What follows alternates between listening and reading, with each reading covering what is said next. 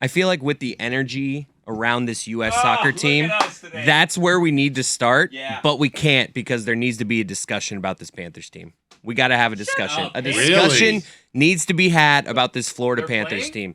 They're not playing well, and I don't like it. This Maurice guy, not so sure yet. Just needed that to be said. Now we can have fun with soccer. You can't do that. You got Stugotz and Billy wearing USA Christmas garb. I'm just saying a conversation needs to be had. Maybe we'll have it another day. You know what? Let's put this off. We'll have it another day, but a conversation needs to be had. Okay, put it someplace else. Stugotz is stash it away. Stugotz is saying they sent it to us as if he didn't make any of the choices after that to put on his USA scarf. What do you mean? And Billy has his USA sweater. That's USA, right. It's not cold enough in South Florida in December to wear what's that called? A scully? What's a that? Beanie? Is that well, what it's called? freezing in here, Dan. But I don't see you wearing anything. Are you? Do you believe? You want Iran? I'm wearing green, actually. Wearing green. An objective Iranian journalist. Colors. Oh, please. These are Iranian colors I'm That's wearing? right. Yep. Yeah. Mm-hmm. Iranian. Iranian. I'm just, gotta make sure this media will come Well, after but you didn't make sure. You said it wrong. Just made sure that we said it right because it's an important talking point. Stop throwing everybody off, Dan. We're here to support America today. Yeah. Okay? Although Chris wanted to start with hockey. I mean, I just said a conversation needs to be had. It doesn't have to be today. Maybe I picked the wrong day. You really did. You started off thinking about Canada's Bad loss sport. last night. Even though the Oilers are good, didn't like it. They fired the head coach, Dan. They brought in this career loser, and it's not working out. Cruiser. Also, the Red Wings and the Bruins are doing a lot better than people anticipated. And Panthers, did this window just close on us? We can do this next week. Yeah, I can see the vibes. I can see the vibe. No one wants it. We're at the quarter way of the season. I mean, we have a representative sample that I think the Florida Panthers overlearned a lesson of losing in the playoffs.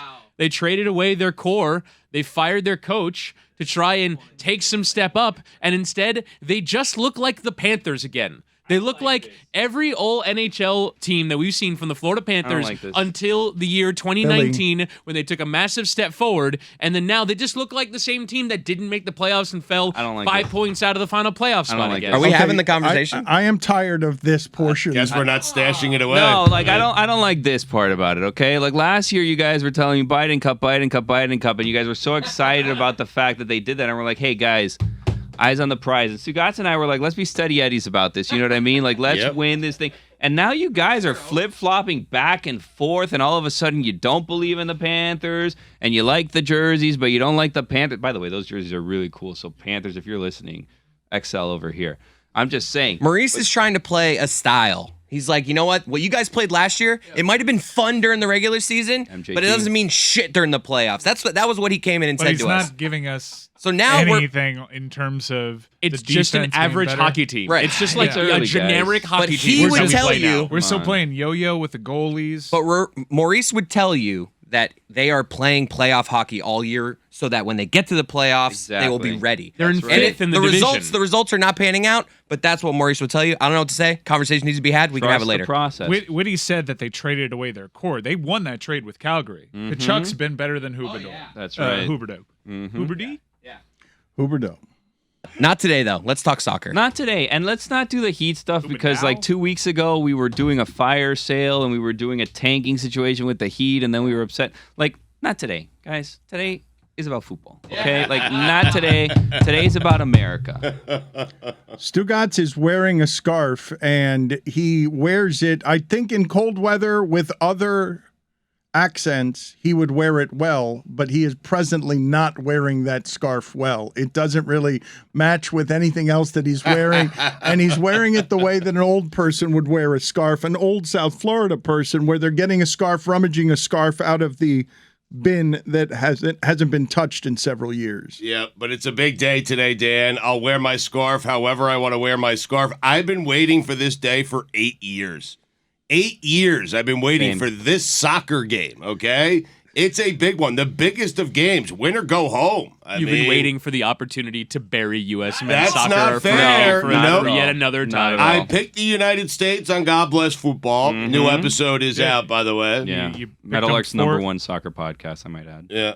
you pick. I don't think that's right. It You pick. Check the megaphone numbers. Coach Beard and Rebecca Lowe are first place in all of sports on Apple. And that's debatable. an Apple co-production, so there's no way that that's fraudulent.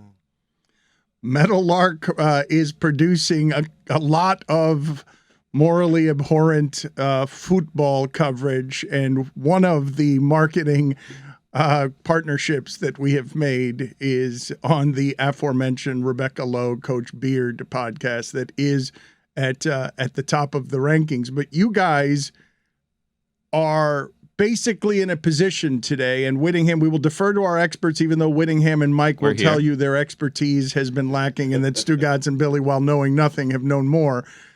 You guys can say, if the U.S. gets down 1-0 today, you guys are going to poop yourself because you don't believe they can produce 2 goals against Iran. They better not right? go down. An early goal, I will poop myself. But I'm just saying, you're not expecting a 2-1 win, correct? You're already in a 1-0 hole. That's how you have to approach this game. Iran is very difficult to score against. However, I think the game will be physical. They're obviously going to have a lot of people back in the box. The U.S. has a bus, maybe. Yeah, the U.S. has some players that are really good with the ball at their feet. I feel like if they have more direct play, maybe someone drags a boot out there. And I think our DraftKings prediction is Christian Pulisic first goal scorer, because you can get that at plus 650. I heard it on God Bless Football, actually. I'm like, this is a damn good price. Great. I took it. Yeah. Great advice, because Pulisic takes the pens. So there's going to be at least 2 times in this game where we're screaming at the TVs, the VAR, that's a pen. Iran plays such a physical game. I just think they're really difficult to break down. And when you're already chasing 3 points, like the U.S. have to do in this game, maybe that's the best thing for them, because it changes the mindset and you have players that are going to put their head down and try to make something happen. But I'm really worried. If Iran go up 1-0, I don't see how they get this 3 points. You have to score the first goal if you're the United States. Please you have score that to, one early. Because if you don't score the first goal, then they park the bus. No. And you can't have that, because Chris is They're right. parking it anyway, I think. Their defense is like the 85 Bears. I mean, the monsters of the Middle East. And I am telling you right now, Dan, if you don't score the first goal, game over. Witty, that's it. No. Witty, just to All of be a sudden, clear, Singletary's in the cage. I mean, everyone. Iran will be playing from the very start for a 0-0 tie, correct? Yes. However, if you look at their 2 games at this tournament, It's 0-0. they played that way against England with the intent to defend, and they were awful at it. And then in the second game against Wales, they went at them and they won the game 2-0. And so maybe this park the bus mentality doesn't work for this team. The coach of the team actually came in to manage this national team in July, because the manager of the federation, didn't get along with the government, didn't get along with the people who were running things, and so they went back to an old steady hand, and they had evolved their style under the old coach, and so they might actually be better as a team that goes forward. However, we just know some of the tactics that are going to be employed today. They're going to do everything dirty. They're going to put numbers behind the ball. They're not going to try and score a goal in this game. And honestly, you talked about going a goal behind. For me, if you're 0-0 at halftime, that's scary because of the pressure that gets ramped up. It reminds me of 2010 when they went into a game against Algeria that they had to win, and obviously they didn't win it until the 94th minute with a Landon Donovan goal. That, I think, is how I'm going to experience today again, is the stress and the pain of watching your team try to score a goal. And there's going to be moments where Iran get forward and you're going to be really scared, because you're going to be exposed. You're going to have too many players back because you're sending everyone to the attack. It's a frightening proposition to need to score, to need to win. Such an interesting appraisal of the 3 games, Stugotz, because to now you're in a do-or-die situation for continued play. You don't get to play again for 4 years in games that matter like this. And to this point, I believe the United States is overachieved. Like, tying England is an achievement. And while we obviously would have preferred, after scoring the first goal against Wales, to win that game, getting to this stage in the tournament, they have played with better results than either Mike or Witty would have presumed. If I told them before this started, you're going to draw with Wales, you're going to draw with England, you guys would have probably taken that. And all you need to advance to the knockout stages is to beat Iran. I don't know a U.S. soccer fan that wouldn't have signed up for that. They should win this game, right? Is that fair? Yes, they're favored This is a to do game so. they should win, Slight right? It's favorite. close though. Like No, this is not no, I like would a big say- favorite. No, I mean they're -110 and Iran is +300 to win the game. Like the U.S. are favorites. You spot him a goal, then you get that taste of blood in your mouth, and then you pounce. You strike 3-1 U.S. I'm telling you right now. After falling down 1-0. You you- spot him one. Dan, here's the thing with soccer. Parking the bus is a very dangerous game because if you get a penalty, because all your defenders are inside the box. And if you get a penalty inside the box, PK. I mean, and Pulisic is as good as they get, at the Mike, at the Pens. why are you laughing at It's a Stugotz? dangerous strategy for Iran to have It's a all their defenders dangerous in the game. box because Yep. you're playing the PK game if there's a penalty. I'd in be there. careful. Why are you laughing at Stugotz, You Mike? get a penalty in the box. PK. Which stands for penalty kick. Yeah. Stugotz, I like the idea of Stugotz trying on I'm in. the camouflage outfit of liking soccer, Camouflage. being involved and inspired by soccer right up until they lose, and then he's going to tear off his costume and just start ripping the team like a professional wrestler. He's got this so lined up. Well, they're not going to lose. And if they lose, it's a huge disappointment. So Yep. they would deserve it, but they're not going to lose. Thankfully Exactly. for him, no matter what, no one can see it coming. No. If it happens, it'll catch It's everybody well by disguised. surprise. Yep. Listen, I am rooting for a moment today. It's been a rough couple of years for this country. Landon Donovan is the Okay. last moment that U.S. soccer has had. The 94th minute that U.S. men's soccer. U.S. men's soccer, excuse me. Yep, Yes. good correction. Dan, I want a moment today, 4 o'clock, where I'm hugging strangers. Strangers are hugging me. People that would normally hate me in everyday life, they're giving me a hug. I want a moment. We deserve a moment. Our country needs a moment. We need to come together. We need to hug strangers. We need to get along. And that's the beauty of sports, especially when it's wrapped around the flag, okay? They provide those moments. You know who hasn't provided it? The U.S. men's soccer team. You know where we need it to come from today? The U.S. men's soccer team, because we have no other choice. Give us a moment. Give us a moment to hug a stranger. That's all I want. That's it. Now that we're allowed to hug strangers. Yeah, exactly. Are we allowed still to hug I don't strangers? know. Because I believe there are Certainly a lot in of, South Florida. lot of variants out there, Yeah. a lot of complications out there. You should still be moderately careful. Would you guys feel more comfortable if the women's national soccer team was out there today Yes. against Iran? Against this men's Against Iran Iran, yes. Yeah. I mean- yes, 100%. They should give us the option. geopolitical They wouldn't be in this ramifications alone. position. To have a team of U.S. women beat Iran's My men's head would team. explode. Moss, huh? It's like next week. We are less than Is 2 it? weeks out here from Moss. Yes, Yeah. December 10th. MossLeBatard.com is where you go and get tickets. Where did December come from, by the way? Like, what's going on here? It's not here yet. Yeah, it's also like 86 degrees outside. Yeah. Yeah, every day I see on the news, because I'm watching way more local news now because these World Cup games are on Telemundo and on Fox, so it's just sort of on in the background. And every day the weather person comes on and says, it's way hotter than it should be. It's 86 degrees in South Florida right now. I was kind of like, all right, calendar flips to October, November, it'll be normal again. And it's not. It's still freaking hot. This is normal. I mean, local weather people, they get off to that. I mean, not to be crude, but they love disasters. They're rooting for disasters, local weather people. They love right? to go to break to say, we'll tell you about the record temperatures in South Florida coming up next. That's always near record, too. Get to a record or don't get to a record, okay? Like, every year, don't tell me it's almost a record. Enough. I think the previous 2 days were a record. Oh, please.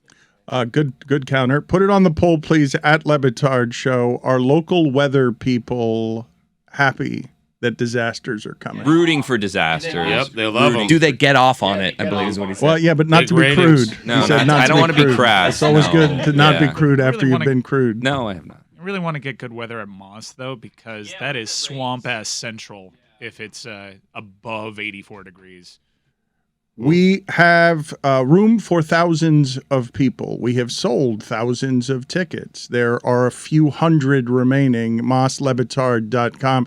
Is there anything that you guys are excited about? I've seen Hildy and Kristen and Eric and Angel. They're working more than they ever have. There's 3 or 4 times the budget on this one that we've ever had. It's the biggest party that we have ever thrown. Is there anything in particular that is going to have your touches on it? What is Billy Gill doing for the Mafia? What is Chris Cote doing other than displaying his father's toenail? That's what I'm doing. Well, That's what I'm most excited about, to Don't be poo-poo honest. that. Is someone eating that that's the finally or headliner. no? Yeah. No one's going to eat I'm not that. eating it. Oh. By the way, we threw a party at the Versace Mansion once. I'm just throwing it out there. It was a pretty big party. I mean, I walked past Kanye West in the morning. He went to brush his teeth. I'm trying to think what I'm more excited about, the toenail or Mike's DJ performance. Oh, Mike's DJing, huh? I'm actually the toenail is now DJing. Oh, really? Yeah, It could. We Can changed really the run of the scratch up show. a record, yeah. Can we backtrack for a second? Because I did mean to say that this is the biggest moss we have thrown. We did bankrupt the previous owners with a party that was thrown at the Versace Mansion. And in fairness to you, we didn't throw that party. He did. Okay, so That's okay. This but is the biggest party. I our want to show's hear ever more thrown. details about you walking past Kanye West while he was going to brush his teeth, because you did stay one night in the Versace Mansion, correct? You stayed in one of the rooms there. I stayed in one of the rooms for one night. I stayed in a hotel the other couple of nights we were down there.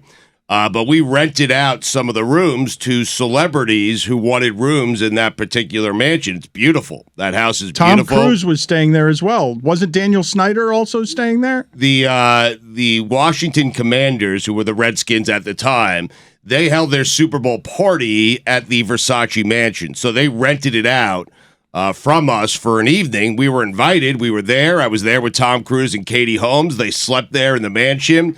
I woke up the night I stayed there, Dan. I woke up in the morning and I was walking. I didn't know where anything was. I had no idea. And I walked down the hallway and Kanye West walked right past me. He had stayed there the night before. Terrell Owens stayed there one night. Kanye stayed there one night, walked right past me. I said hello. He said hello. I asked him where he was going. He said to brush his teeth. Kanye, T.O., Tom Cruise, and Dan Snyder. What a crew. Yeah, Quite and the Kurt Avengers Murphy. of likable Yeah. people you put together. Murph. I mean, Stugotz also, was Nick Lachey staying there? Because you ran off Nick Lachey by having FaceTiming your wife with him. Back then, it was a phone call. yeah, it was. You just put him I on think- the phone with I your think wife. Nick Lachey just beeped Abby. That was so long ago. He just beeped her Paged 98. her. I think so, yeah. Just 98. I don't think Lachey stayed there. I think he was at Shaq's birthday party, which we had there as well. We basically rented that place out to big celebrities so they could have their parties there, and we got invites to them. So Lachey didn't stay there, but the night of Shaq's birthday, my wife loves Nick Lachey, and so I asked him if he wouldn't mind hopping on the phone with her for a few minutes, and he did, and what happened afterwards was a line formed because everyone else wanted Nick Lachey to call their significant other, and he was not happy. Hold on a second. So what you guys did was, as a station, you rented out the Versace Mansion for a week, Yeah. and then you subletted it to celebrities to throw their parties? Yeah, we did to try to recoup some of the money we spent. It was Of course. Super Bowl week, and we were broadcasting live from there all week long. And Those shows were good. And on the weekend, Shaq had one of his big parties there. I think most of us left that party saying that's the best party we've ever been to. Very cool party. Before Moss. Before Moss. Yeah. Right. Yeah. And then Steak Sauce started doing your mama jokes, and then we're like, well, this certainly doesn't get any better than this. Is your Mama Joke contest coming back? I'm going to be playing dominoes, by the way. You were asking before. Is the Rooster invited? Did we talk to Don Van Natta? I'm going to go talk to people across the hall over there and make We sure put that him on Don a Van list Natta knows. to be invited. But does he know? I don't know. Yeah, That is they're- a fairly useless way to invite people to something. That's the way we would do it, but it's not really the way to invite people to anything. I love explaining. We had a meeting and we're explaining. No, it's very important that during this domino tournament that a guy called the Rooster participate. They're like, "Who's the Rooster?" Well, he's DVN. right. He's someone who But participates. it's not DVN. It's DVN's friend. I think it's his father-in-law. Yeah. It's Don Van Natta's friend that Billy, I don't know whether his nickname is the Rooster or not, or just Billy calls him No, it is the Rooster. It's most definitely the Rooster. That's his name. That's how he's introduced to people. That's how he does that whole thing. Last time I played against the Rooster and Don Van Natta. I played against Masvidal and one of his representatives. I don't think that they will be invited this year, the way things have gone. And I played against two listeners. So I'm looking forward to be playing against listeners again, and maybe the Rooster and Don Van Natta. Can you guys explain to me how our outfit as a big media company that is growing every day with new people being hired can't execute the simplicity of an invitation? No, we may have. We just don't know that we pulled it off. People asked us for lists of people we want to invite. We gave them that list, and we're just assuming it all went to plan from there. Yeah, but we were asked, hey, That's send us not a great names, so we assumption. sent them the names. I mean, You can only lead a horse to water, Dan. Yeah. there you go. Or a Well rooster, read. a rooster to water. Yeah, that was a line. That was the line. Regardless, I am promising you that this is the biggest one of these that we have thrown, because I've seen some of the things that have been drawn up on the construction board by a whole lot of people here who are more organized than we are and know how to spend sponsorship money and know how to do production. And it's an all-day thing that we're going to be doing that starts with a watch party at 4:00. And locally in Miami, so you know, these are not things that have ever made money for us. We are throwing them in an effort to break even, and we rarely do, because the whole point of what we're doing with the art auction, with every surprise that's out there, is to thank Miami and thank the listeners for just great gratitude, having great gratitude for the fact that we're able to do any of this, even throw a party, because we're allowed to do any of this for a living. So LeBatard.com is where you go if you want to buy tickets, beginning at $40, and we'll have loose tickets for VIP as well, although there's not much room there anymore. I wanted to ask you guys a question about something that CBS Sports put out that I'm sure many of you have seen already, that through 30 starts, Tua has more yards than Brady, fewer interceptions than Rodgers, more passing touchdowns than Montana, and a better completion percentage than Kurt Warner. Now, these are cherry-picked stats, but they're cherry-picked They're good stats. that also ignore that Tua kind of had a slow start. Yeah. And Mahomes all is, this year. and Mahomes is ahead of him in all of those stats. Well, that's why Mahomes isn't on here anywhere. And Brady's first 3 years were pretty pedestrian throwing the football for yardage. So they are. He was just winning Super Bowls, right? That's correct. Yes, When but he- handing the ball off. You're right. He was first- not a great passing quarterback at that point in his career. The first Super Bowl he won, it was one touchdown pass the entire postseason that Right. he threw. He was handing the ball off. They are cherry-picked stats, but still, again, I'll take it. I point out to you, Tua started slow here. The only thing we could say that through 20 of those 30 games, the only thing that we could say about him is, well, he doesn't throw a lot of interceptions. That's the most positive evaluation we can make, because the offensive line and wide receivers and skill guys made it, and coaching made it so hard to evaluate. But there isn't a lot of time in South Florida, Stugotz, that I've been covering sports, that I've seen something pivot like this in 10 games, where I'm like, wait a minute, I don't know if this person, like I knew with Wade, we all knew with Wade as soon as it started, where the evaluation was hard to make, and then 10 games later, you're like, oh, holy shit, everything's changed. All the numbers have changed. In 10 games, he's erased the past 20 statistically, and now you can put him in all of these classifications that flatter him. And the interesting part is when we try to figure out, all right, what's the cause of this? You don't know the answer between McDaniel and Tyreek Hill. Is it the addition of a skill guy, or is it the addition of a great offensive scheme? why- Obviously, it's both. Well, I'm they're just parts saying, of it. No, I'm I- just saying it's like that's the part that's a little like, all right, we just want to have an answer of why exactly is this happening, and it's like I think it's just all of it. Well, people are fighting over the pie chart on credit, and I would say it's not just those two. It's a quarterback grows and gets better. We usually give him time to get better. This quarterback was hurt in the lower body. Every quarterback will tell you that the throwing motion starts from the feet up. He was hurt in the lower body. His offensive line was historically bad. That's a lot of shit. Yes. Like it's there. I don't believe that there is a quarterback who would have played well under those circumstances. Like maybe better than what Tua was, but I believe if you put Mahomes behind all of that, you would not have gotten to make the evaluation of Mahomes that you can make now. It's so hard to figure that point out, that part of it out, because you put Joe Burrow in a very bad situation with a bad offensive line, and he got that team to a Super Bowl. Okay, but he did. But it's not the same coaching, and it wasn't a historically bad offensive line. It was pretty bad, but you're right. Not historically bad. In the time that they've been doing the measurements, no offensive line has been worse at protecting a quarterback than this one was. So don't tell me about bad. This was the worst. And Joe Burrow got sacked 9 times against Tennessee in that playoff game that he won at the 1 seed. I'm just saying it's hard to figure out. With Burrow, Dan, it doesn't all have to be perfect. With Tua, it seems like, hey, he had to wait for the offensive line to come around, wait for Mike McDaniel, wait for Tyreek Hill, where Burrow didn't have to wait. Marino, you knew right away. You're right. What you're saying is right. It took a minute. It took a few years. We've kind of lost that with that position. Either be good right away or you're not very good. With Tua, it took 3 years, and it took some other parts coming in here to help him realize his potential, and that's okay. And on the subject of the offensive line, it's not even good this year. They're 31st in Pro Football Focus in pass blocking grade.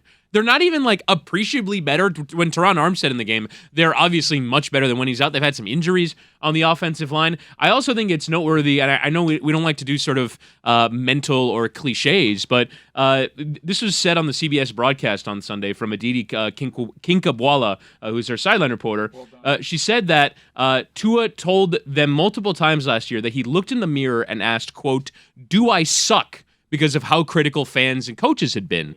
And so the notion that like the fan base galvanized behind him in the offseason, the coaches backed him in the media and privately, presumably, you can say it has something to do with it. I would say as well that what you have to add to that I believe gets lost in the translation of how hard that position is to learn, and that sometimes you got to give guys a minute, no matter how easy Burrow and Herbert made it look immediately. The thing that's most different to me, and the thing that I think people get forgetful about in the previous evaluations, is he drops back to pass and he has enough time, at least in part, because he's getting rid of the ball Brady fast. He's going through progressions Brady fast. He has clearly learned and has confidence in where he's throwing the ball, when he's throwing the ball. Stugotz, there's very often he's throwing it to the middle of the field before looking to the middle of the field, just because he knows the middle of the field is open. And the way that they rehearse this offense allows him, whether it's Sherfield or Craycraft or whoever it is, I love Craycraft, that somebody is open in the middle of the field.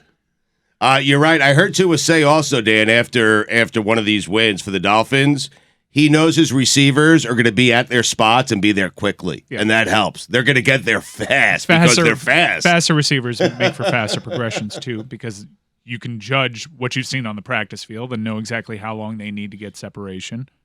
It is a lot of fun to play quarterback with the confidence of I have time, I know the offense, and my first read is Hill, and he's almost always open. If he's not, I'm off it quick because he's quick, and I know whether he's open. I think he's open almost all the time, and if he's not open this time, I'm getting off of him quickly because he's usually open very fast. I have to get right to Waddle because he might be past his spot. I got to get there quickly. And then the bounty is, the reason these numbers are all now skewing over the last 10 games is because now he can also run the ball and also the third and fourth and fifth options because everybody is guarding against Waddle and Hill. It doesn't matter that everyone's guarding against Waddle and Hill because they're still on pace, right? The best duo ever was Brett Perriman and Herman Moore, correct, in terms of statistical yardage, and they are still outpacing them. For a single season, I believe the greatest receiving season by a duo ever. That's surprising. Is Herman Moore and Brett Perriman, and I believe that this group, Moss and Carter didn't get That's past what I was that. thinking. Yeah, I was surprised. You know that Brad Johnson goes by Big Bad Brad on TikTok and has a merch store now. What? Yeah.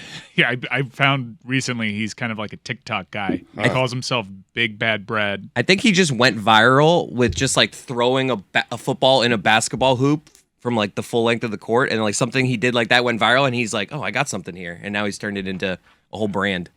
Champion Big Brad Johnson. Big Bad Brad. He had some years. Big Bad He's kind of carved out that dude perfect thing. Brad.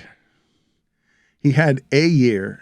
He had some years. I think Mike will back me up on this. He had some years, Brad Johnson. Yeah, a couple in Minnesota, and he certainly won a Super Bowl outside of Minnesota. It means nothing, Chris, to answer your question. He had a couple of years. Give me the second year. Let's go through whatever Super the Bowl. second. I can't wait. Super Bowl. I've been waiting for this show forever. This is Super Bowl second year. Because we all know the first year. Big Bad Brad is now a TikTok phenomenon. He also took Washington to the playoffs. He was decent for Washington, too. He had some years. Big Bad Brad. Yeah. I'm looking at a video now where he shoots a 3-pointer, swishes it, then picks up a football and throws it the full length of the court, makes it in the other hoop. So he makes a 3, swish, picks up football, full length of the court, swish in the other hoop. Bad Brad. Let me ask you from last night. I don't know if you guys saw how the Lakers lost. The Lakers lost at home. The Pacers hit a buzzer beater at the end after being down 17 to beat them. But at halftime of that game, Stugotz, a contestant, it made me think of Chris Cote for some reason, because I don't know how our group would react to this. But a contestant at half court, Stugotz, made a half court shot for $75,000 and eventually made his way into the arms of Anthony Davis for a hug, but not before doing the gritty on the court. After, and I thought to myself, boy, I think Chris Cote would really enjoy this particular moment. Most people would, but to have the presence of mind and the joy of I've won $75,000, and also, look, I've got the stage to myself. I'm unsurprised by this. I'm going to celebrate. I'm going to have the presence of mind to celebrate with a gritty before I jump into the arms of Anthony Davis. Is like you visualized what you were going to do in the moment before. I would do that. That's a good vision by you. I can see myself doing that too. Just a little, 'cause you know it's gonna happen. You might hurt Anthony Davis though. No, you would do your Michael Jackson. Oh, that's true. well. I would do the Michael Jackson kick. That is my thing. But I want you to I gotta stretch. That's my favorite. Chris, did you hear what Stugotz said? Because you would do your Michael Jackson kick, and you would break Anthony Davis. Out for 2 weeks. Out for the year. But you got $75,000 in that moment, and that's all that matters. I mean, Were you guys, was it the Cowboys game where a running back, who was it that did it? No, it was, what was the game this weekend where somebody scored a touchdown and did a roundhouse kick? He almost hit another player, didn't he? He got a penalty, actually. He got penalized for that because it was too aggressive. Yeah, that Ameer Abdullah. he's still playing? I think he ran for like 200 yards against Al Golden in college. What? Yeah. At Not Nebraska? the coach, Al Golden, Al the tight Golden, end the from linebacker. Penn State. I still think Ameer Abdullah is going to be a good pro off how he played against Al Golden. Destroyed He has moments. Wait a minute. His entire last year in Nebraska was great. It wasn't a year. It He wasn't had a sneaky Heisman it was not. campaign. It was not one game against Al Golden. He was hard to tackle. No, he had a game. Go after you're done looking for the second Big Bad Brad Johnson. Oh, I found it. Yeah. I found another one where he has 2 footballs. First one goes lefty, full court in the hoop. Next one righty, back to back. He must do these like 100 times before nailing it. 1,611 yards and 19 touchdowns. Senior year for Ameer Abdullah. He was, Wow. wow, he was a senior. How old is he in the pros right now? If he spent all 4 years at Nebraska, He's 29. no way. Yeah. He's just 1 year older than Austin Hooper. He had 229 yards and 2 touchdowns against Miami. I am rather God. amazed that after that workload, his lower body works well enough to get a penalty for a roundhouse kick that was executed perfectly. Like, he did it because he knows he's good at the roundhouse kick. It was executed pretty flawlessly with maximum flexibility, and he did immediately get a flag. And Billy, did I see you delighted by that? Yeah, what happens if he lands it accidentally? Like he accidentally kicks an opponent in the head. That's why he got flagged. Because it was 'Cause of right that there. fear. He must have not known that he was there. Because like, if you accidentally kick someone in the head, you can't just be like, "I'm sorry, like I didn't know you were there. It was an accident," right? Like It did a look brawl like- would start. He'd probably be ejected. There'd be fines. It'd be a whole thing. It did look like in the video that he just was doing this kick and like the dejected DB just happened to be walking and it was like, whoa. Yeah. I believe that very often even though this can be a stereotype about males. Put it on the poll, Guillermo, at LeBatardShow. Will you always tap the roof in a doorway as you walk by if you can reach it? I believe that most of us celebrating, if we had the dexterity and the flexibility, we would all dumb men, or many dumb men, would be Mark Wahlberg in Boogie Nights trying to do some form of mixed martial arts to celebrate our triumph and joy. And Abdullah just did it because he's a 12-year-old at this point, celebrating a touchdown. He's like, watch this, Mom. Watch what I can do. Actually, that's earlier than 12. That was me at 12. I was late developing. You know, if USA Soccer gets a goal today, that's a leading goal, a big goal, I'm going to do a roundhouse kick. Attaboy. And I'm going to be with Witty and Mike at the blonde place. What it's called? Bottle blonde. There's not a lot of real estate for you to do a roundhouse kick good in that bar. marketing. Good. That was good. It'll be too packed enough. We don't need more people there. The blonde place. The blonde place. No, I mean we honestly don't need more That's what I'm people saying. there. Because it was absolutely packed on Friday. By the way, we'll be live on YouTube before at halftime. Yeah, watch on and YouTube. after Don't show the up. Game. Are you Be telling enough. people not to come? I mean, It's No, I very mean, what weird I'm saying promotion. is- Don't come. There's too many Watch people on there. YouTube. Not as weird as calling it that blonde place. Not excellent promotion all around. Frankly, it's just that place gets very good attendance for a big U.S. What soccer are you games. promising us, Cody, if the United States wins? Are you I will promising attempt. us? I will attempt. I've never done one before, so You have to mine go will, outside for sure. mine will not look as good as that. But I will attempt a roundhouse kick. All of it, though? Will it be with a Michael Jackson before your I'll do it all. your If we get a signature? goal that takes the lead, oh, Dano, I'm going to be doing more than that. Shots. what else? A roundhouse kick, the Michael Jackson thing. That's good for now. Maybe the worm. I'm not doing the worm. I'm not doing. Billy's just in the back. More. Be naked. Run through the blonde place, totally nude, wearing only beige dress socks.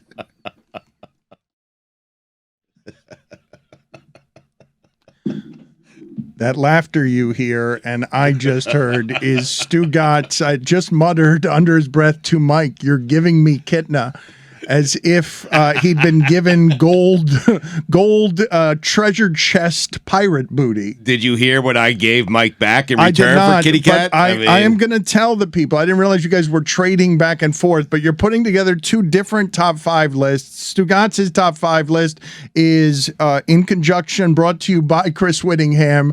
It is a top 5 list of quarterbacks who have had some years, Yes. and Mike said it's much more fun to do quarterbacks who have had a year, and Mike just traded John Kitna away to Stugotz so that he could complete his list. Before we get to the quarterback evaluation that Stugotz has been wanting to do all his life, I want to read to you this quarterback evaluation from YouTube. Why do people think Justin Fields is good? He has 8 interception and 14 fumbles this season. He's that guy.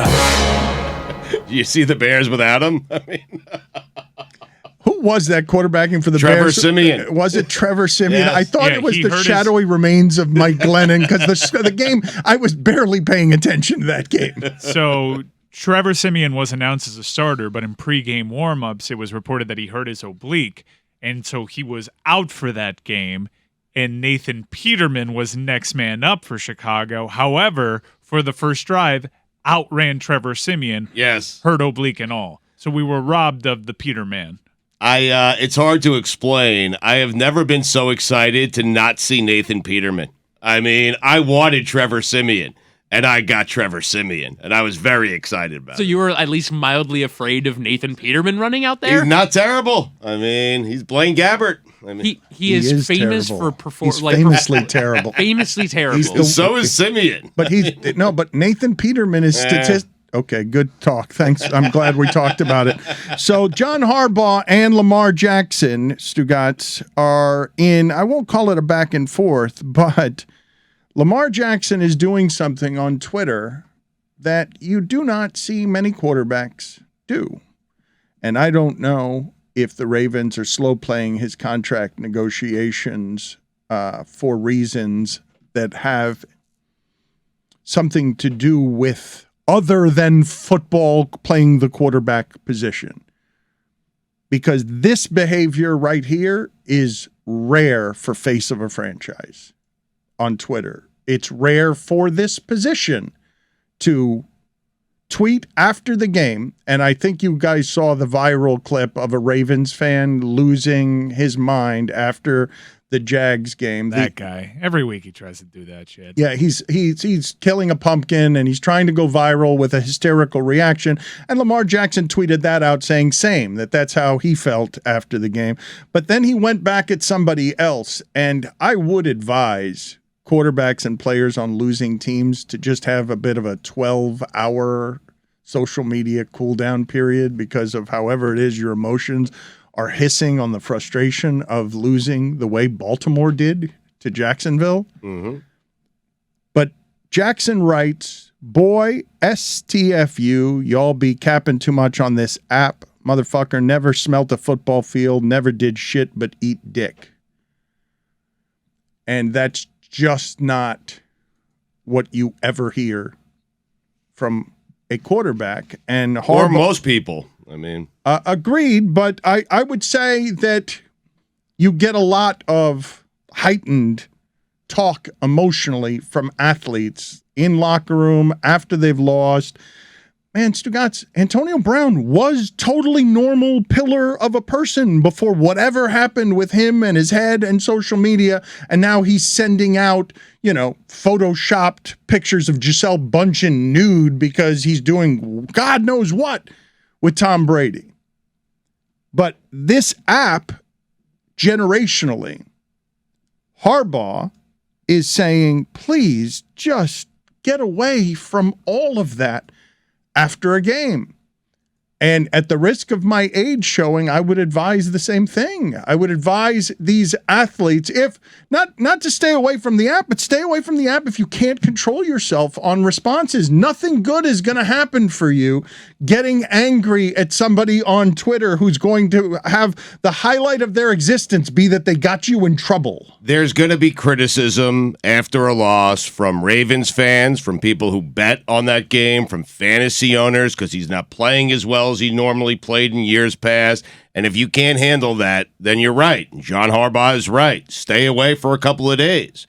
I'm just surprised Lamar Jackson can't handle the criticism. I'm not sure why and what I'm doing there, but I just figured he'd be... Oh, but how big do you think this is all pressurized? No one's playing for money the way he is without an agent. Like, this is... He chose that, though. Correct, yeah. But he chose... Okay, and... He was offered $250 million. But it's pressurized, is it not? Like, whether he chose Absolutely. it or not, Yes. You're not confused by why winning games or losing games might be literally more valuable to him than any of the trolls trying to agitate him. Is it that he said E to D? Like, is that the line that makes this controversial? Because to me, it's just a way of saying shut up to this guy. Like, I get it. It's a little immature, but if this is the worst thing Lamar Jackson does, this is not a big deal. Like, he got emotional. He told the guy to shut the hell up. You're the CEO of that team, essentially, when you're the quarterback, and you're trying to sign a lucrative long-term contract. That's not the way you act, I don't think. It's not going to stop him from getting... You think the Ravens aren't going to stop him because of a tweet? I mean, I don't know. It's just, I mean, it's an immature way to handle this, isn't it? Like, it's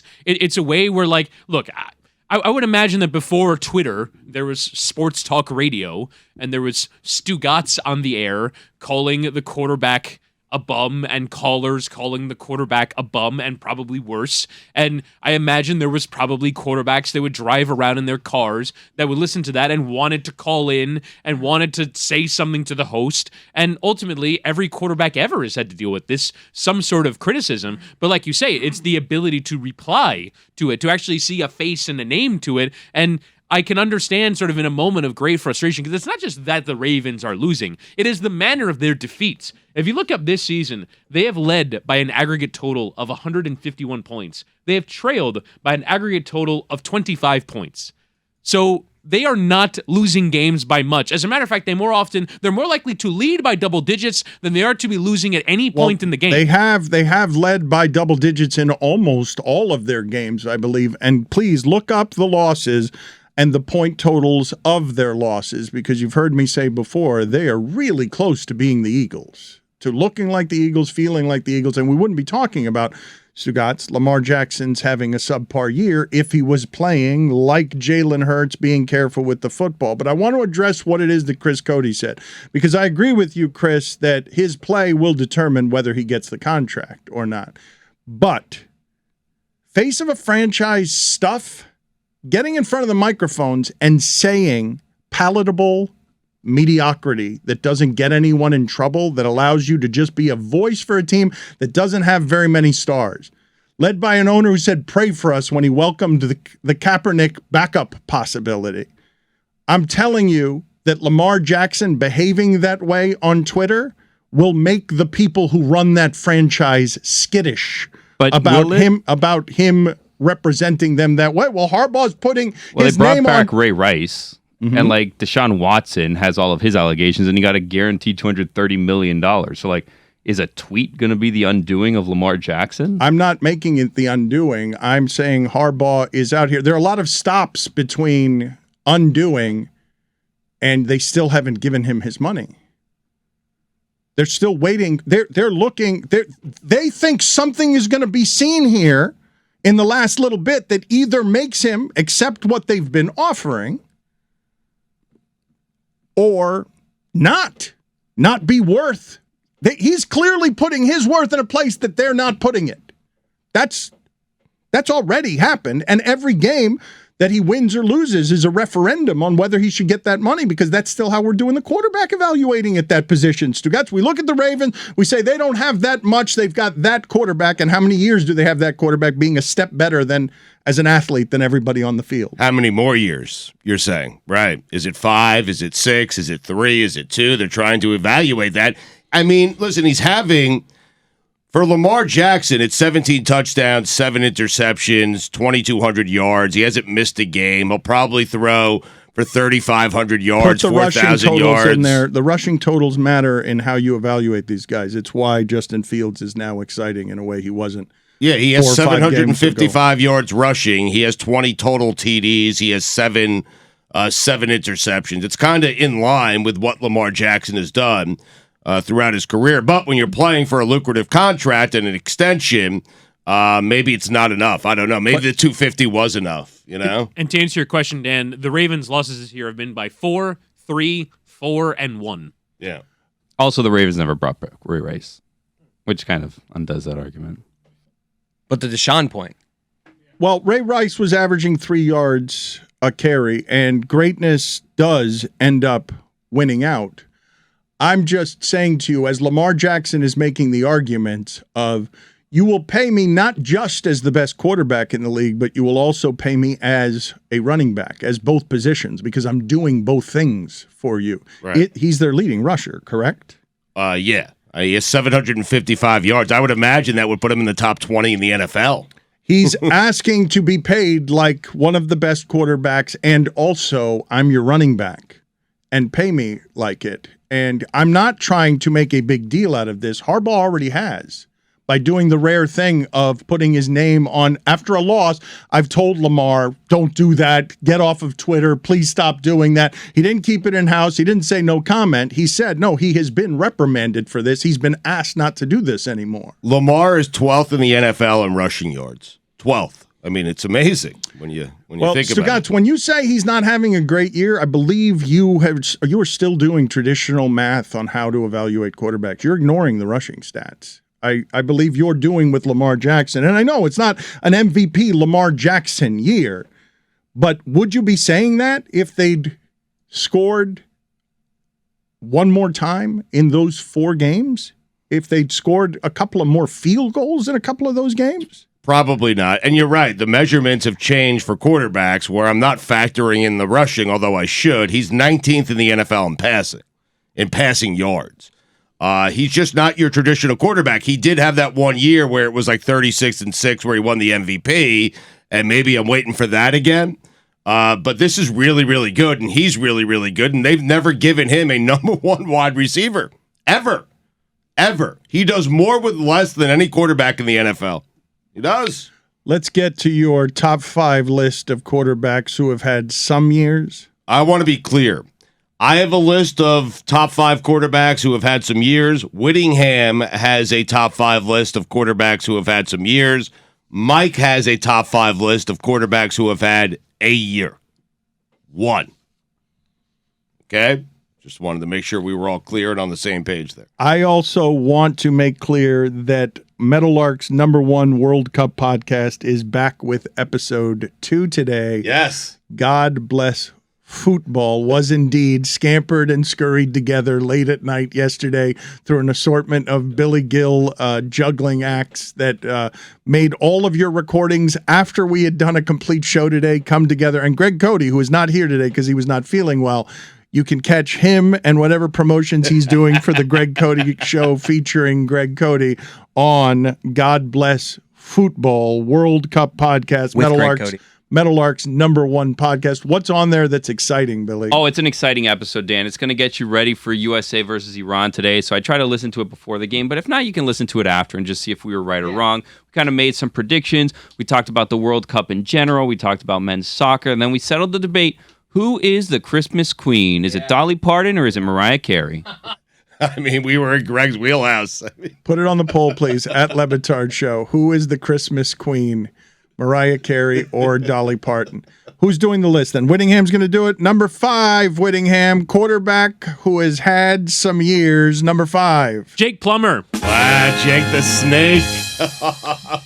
#5, quarterback Stugotz, who has had some years. Rich Gannon. Well, he was an MVP one year. He had some years. I mean, an MVP, though. He had some years. All right. Mike Ryan, #5, quarterback who has had a year. OLI, Elvis Gerback, Nice. 2000. Brian Sipe, 1983. Great year. #5, Lynn Dickey. Oh, Lynn Dickey. Wow. Brian Sipe only had 1 year? He didn't have several 83. years? He had several years, but 83 stands out amongst all of them. I think he was top 5 at MVP. Yeah, Yeah. a year. Brian Sipe was good for a while, though, wasn't he? By the diluted measurements of the day when they So didn't you're actually- thinking You he have a list had too. some years? I mean, is that I what you're believe he's in thinking? the some years category. Wow, not he the might be a right, year. Mike. Okay, Yeah. well, all right. Let's take him out of my OLI then. Huh. OLI or the OLI? I got to check the stats. Chris Whittingham, #4, quarterback who has had some years. Jake Delhomme. Very close to just having 1 year. He was I very feel close to like he having had 1 a year. I think that Mike should get Delhomme. You should get Sipe. I don't know. Delhomme had All right, one Super Bowl year. That's it, Chris Chandler, who's going to be on one of these lists. Oh, he was OLI too. Number 4, Stugotz, quarterback who has had some years. Trent Green. Had some years. Did he? Yeah, he had some years.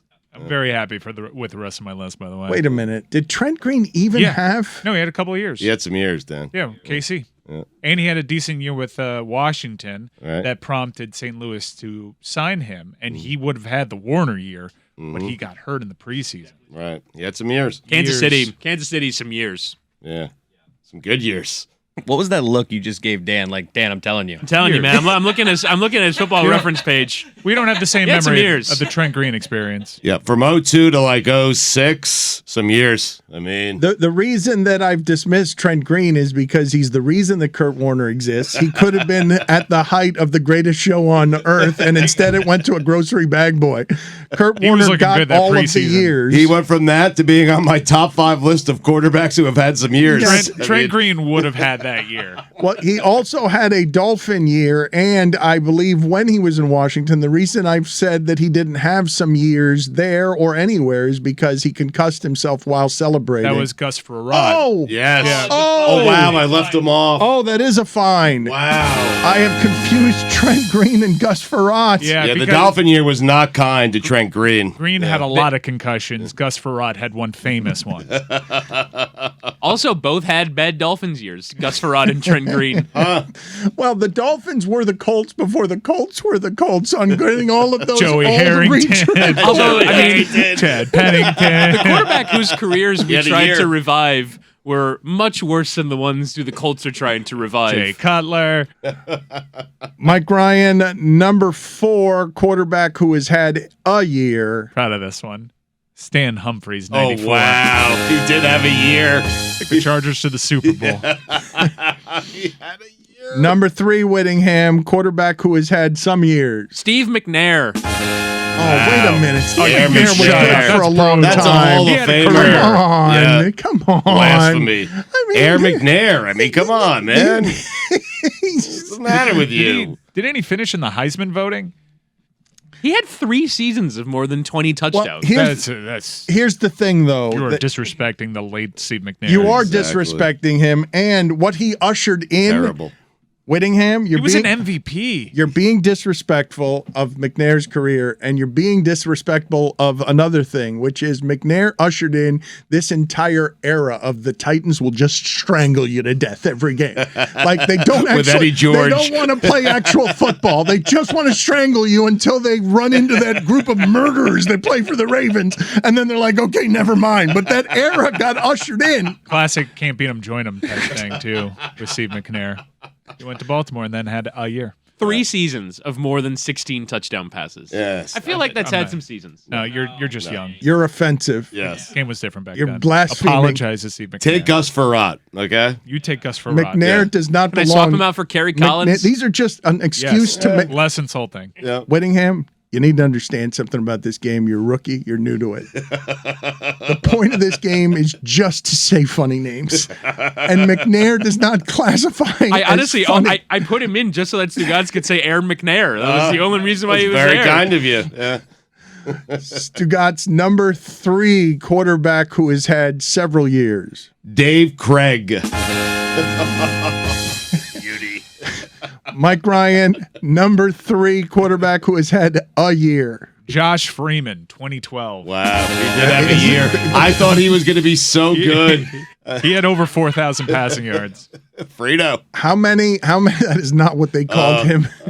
How many touchdowns, Mike? Look up that season, how many touchdowns he had versus interceptions, because it's not just that he had 4,000 yards. Stugotz can be excused.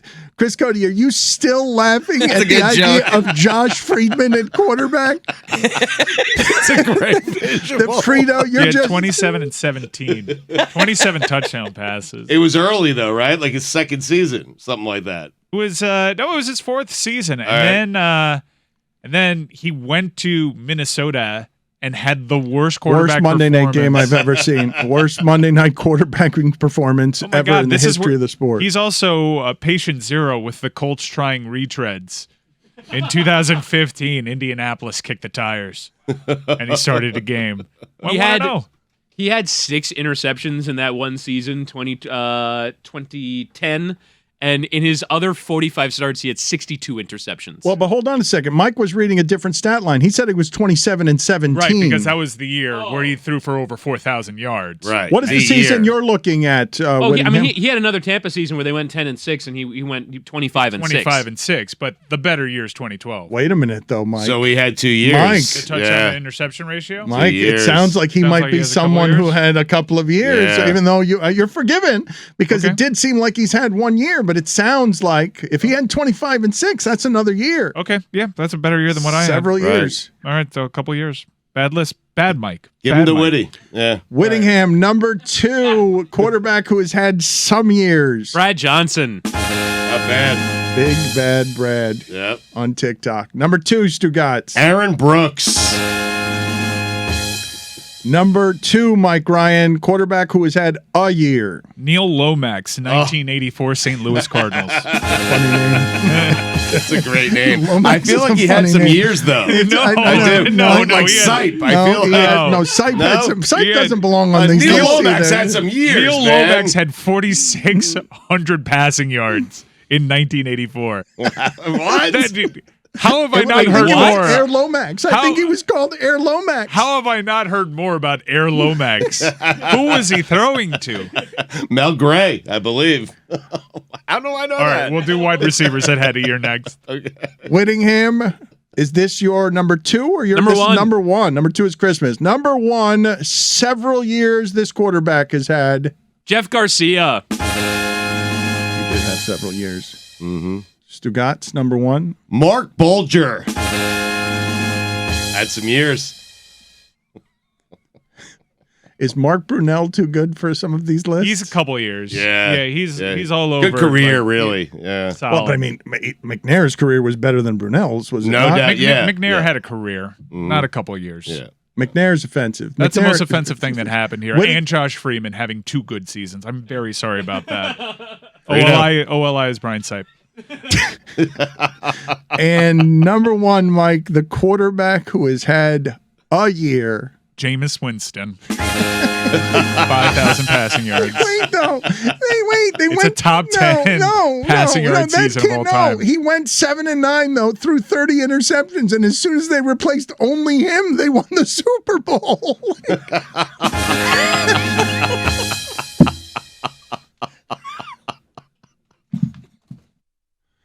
Stugotz, you must be excited to have this guy here. He sounds like a Hall of Famer. He sounds like a football player. His voice it's deep and it's masculine. And what I love, Stugotz, is when these guys retire, they look like normal human beings. You were so inflated. You were eating so much. Faneca, I saw this with Jeff Saturday. He shriveled to nothing. Joe Thomas shriveled to nothing. Right, to nothing. But I'm excited, Dan. Even though he prides himself as a Pittsburgh Steeler, this is a New York Jet who has made it to the Hall of Fame. That's right. How about that? A Hall of Famer as a Jet, as a Steeler. But explain to us how you got to, and thank you for joining us, Alan. Explain to us how you got to looking like a normal human being, because you spent the years playing that I saw you super inflated. I know. It was one of those things I always said when I was done, I was going to give it a shot. I've never been this size in my life. And I said, you know what? I probably don't need to be pushing 320 the rest of my life, running around playing with the kids. So I gave it a shot, man. I just dove right in like I was training for another season. If you asked me to do it today, I couldn't do it. I have no way could I pull it off. No way. No way you could get back to 320, or no way you could get back in shape from 320? Both. All right, so explain to us how miserable experience it was trying to stay at 320, trying to be someone who ate that way when this is your normal human size. So I was never this size growing up. I was always the big kid, the chubby kid. I had the husky genes, the whole gamut all the way through.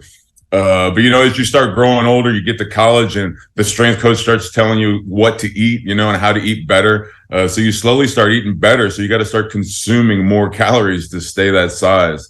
And honestly, the only thing I really, truly miss from those days of eating was this shake I used to make. And I never counted the calories, but I would eat like 3 of them a day when I was training in the off season. Maybe once, twice during the season. But I mean, that sucker had about 800 something calories in it, and I would eat 2 or 3 a day. Can you explain to us how unhealthy the lifestyle is? Oh, I mean, it's brutal. I mean, you have to do it the best way you can, right? You have to take care of your body. You have to see the chiropractors, get the massages, spend the extra time in the hot and cold tub and do all that. But I mean, none of us sign up for this and are playing football in high school and have all these dreams of playing in the NFL and these, great dreams. And have any vision of not needing something at the end of the road. I mean, even the high school kid today is waking up on Saturday morning, walking around limping and bruised and battered. But it's the love of the game. It's the passion. It's everything that makes it what it is while we talk about it 24/7. Alan, your background is fantastic. I see a Lombardi trophy. I see pictures of you playing for the Steelers. I see the LSU helmet. I see the Steelers helmet. There is one thing missing. I don't understand.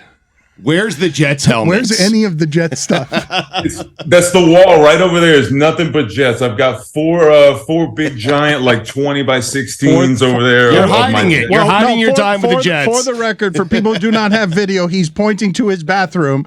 He is pointing to the area of his house where the toilet is. Can you tell us about the happiest you were playing football? If I made you pick a single year. Oh man, a single year. I mean, the run to the Super Bowl is always at the top of that list. I mean, anything else is second by far. But that run we had in Pittsburgh going to the Super Bowl the challenges we had going and having to win out and make it. And ultimately just, living out your NFL dreams, right? You're playing Nerf football in my front yard, dreaming of playing in the NFL. And here I am sitting on the sidelines and, you get all the flashes of the lights at everybody on the opening kickoff and you're just living your dream. Do you have anywhere proof in the house, somewhere on the computer, a bank statement, something that reminds you and others that at one point you were the highest paid offensive lineman in NFL history? By the Jets. By the Jets. I do not. I do not have anything. It might be in a filing cabinet somewhere. What do you remember about the day that the headlines came out? Faneca, highest paid offensive lineman in pro football history. Pretty crazy. Even going through the process, I didn't even think about it that way until the headlines come out. And then I forget who replaced me right after the draft a couple months later. So it was short-lived, but it was nice. It was Jake Long, by the way. There you go. That's right. Alan, as one of the best guards in NFL history, I love a good pulling guard.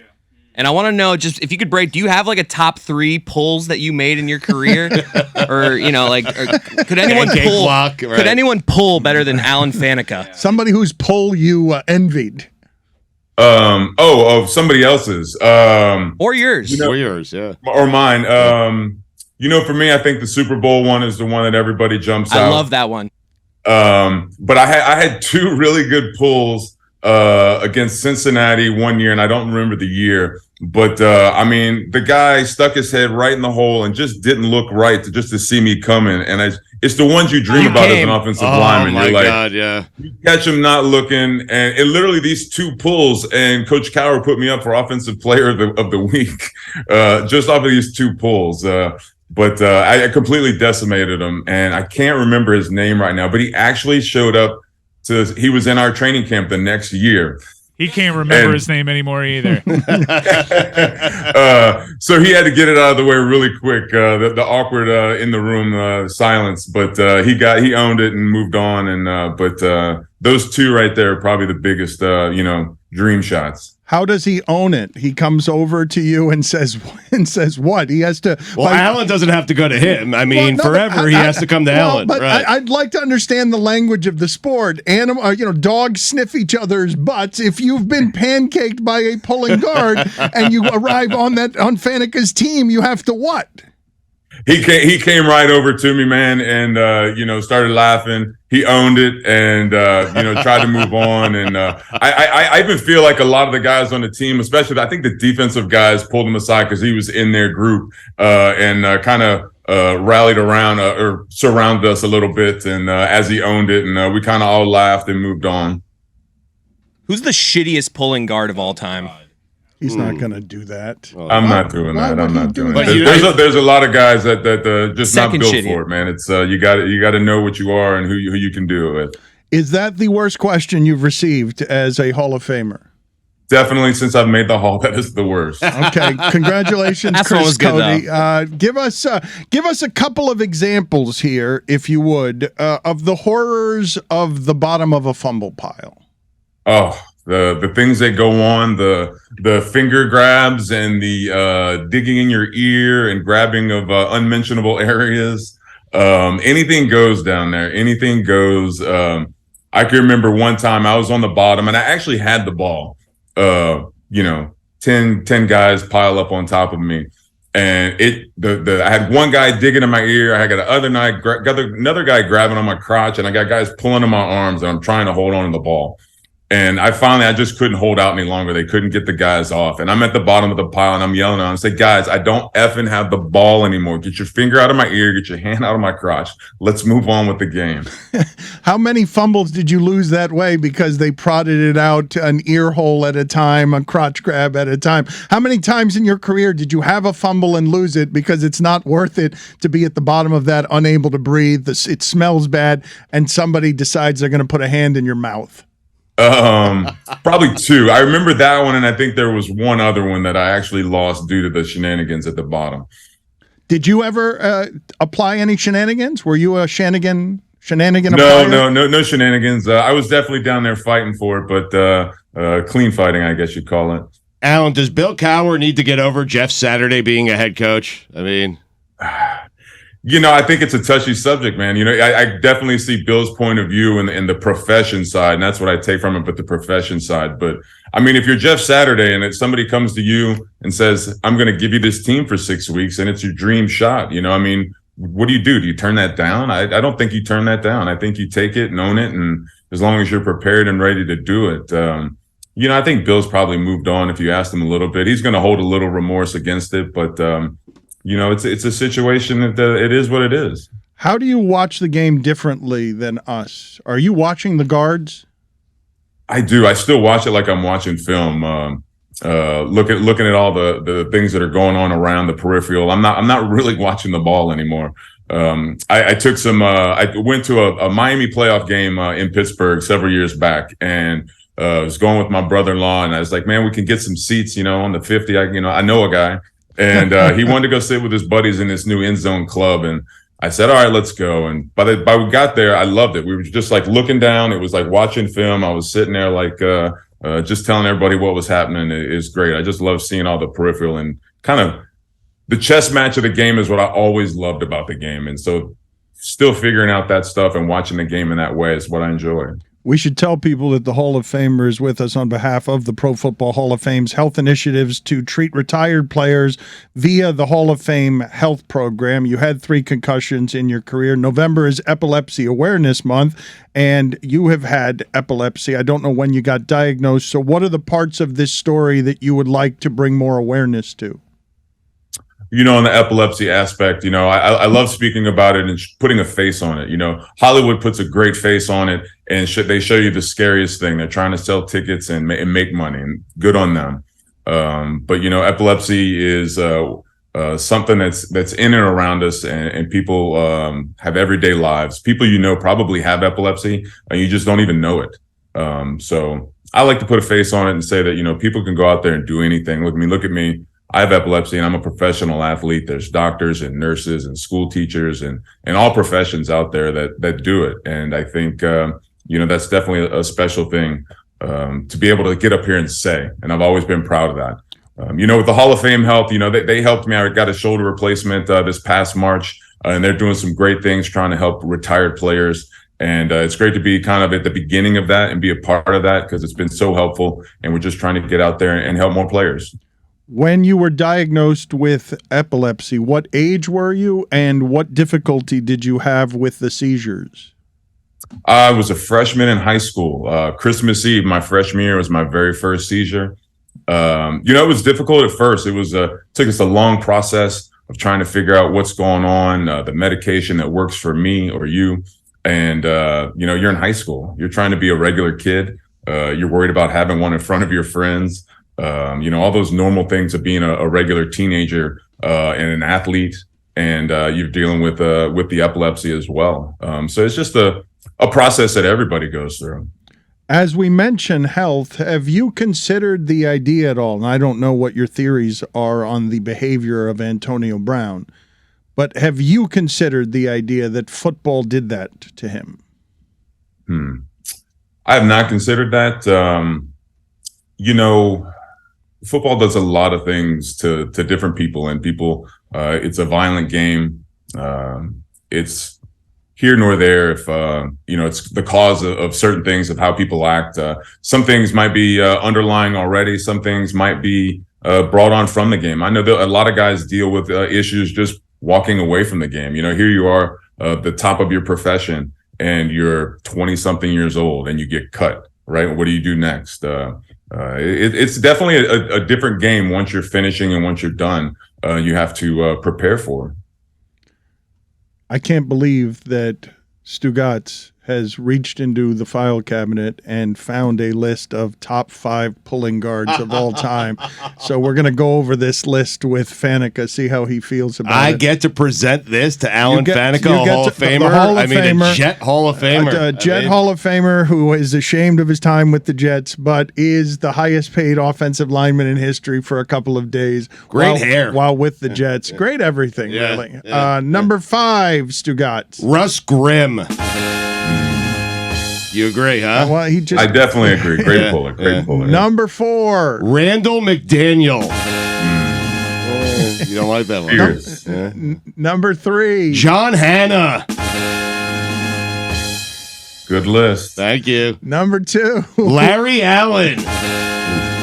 Brutal, He's right? number 2. Brutal puller. Yeah, Faneca, you're not on the list. The list is you have naming rights, okay? It's the Allen Faneca top 5 pulling guards of all time. All right. Not Alan Faneca Memorial, because that would be killing him. But I can't believe you have someone better than Larry Allen. Oh, there's a definitive number 1. Faneca knows. I mean, listen, it's just a couple of guards cutting it up. Me and Faneca. You're not a guard. Number 1. Mike Munchak. Definitely. Yep, That's a good top 5. Good top 5. Thank you. Would you change anything about it? I mean, there's definitely, you could go here, there, but Larry Allen not being number 1 might be the big one there. I mean, just brutal. When he would pull around the corner and he would swallow guys. Yeah. I don't think people understand Larry Allen and the entire everyone was afraid of him, correct? Everyone admired, respected, and feared him. Yeah, all of that, all at one time. They're having that same feeling. Can you give me a couple of guys that had your number, had the Hall of Famers number, that the night before you're like, oh my God, this is going to be a terrible, terrible day? So many guys did different little things. For me, it's always been Warren Sapp because he just played the game so different. You had to prepare for him on Wednesday, Thursday, and Friday before Sunday to get ready for him. And he just changed everything you had to do. And everything about being an offensive lineman is, you're doing the same thing and you just become the best at it. So you have to make small changes. But when you played Warren, you had to just throw everything out and just play completely different. Do you watch Aaron Donald and go, thank God I don't have to play against him? Definitely. Much like watching him play, man. He is in there and he is a beast. He is so big and quick and so good. He's really good with his hands. Warren Sapp made you prepare differently. How? Was it just quickness because interior defensive linemen didn't have that combination of strength and quickness? Exactly. And he always widened up a little bit wider. So you kind of had to play it a little bit like a tackle. You got to kind of get off the ball, but at the same time, you're in front of the quarterback's face. So you got to hold your ground. So, in offensive line terminology, it's a little bit like a short set, but a wide short set where you got to hold your ground. And you got to deal with his quickness. You got to be prepared for his counter move inside.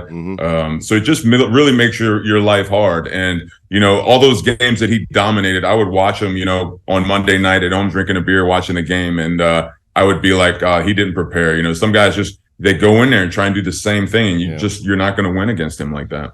There were rumors of Warren Sapp and bad breath. No. Can you validate any of them? Here we go again. Started by Dan, by the way. I cannot validate it's not me. any of Dan did it. Dan told me. Blink twice if it's true. Validation? He's got to go the rest of the interview not blinking. I'm going to keep you on there 30 minutes. We saw it. You only got one left, We saw Faneca. you blink. We saw you blink scared. Alan, thank you for being on with us again. He's on with us on behalf of the Pro Football Hall of Fame's health initiatives to treat retired players via the Hall of Fame health program. Good catching up with you, Alan. Thank you, sir, for being on with us. Thanks, guys. You got the blink confirmation. You guys got it.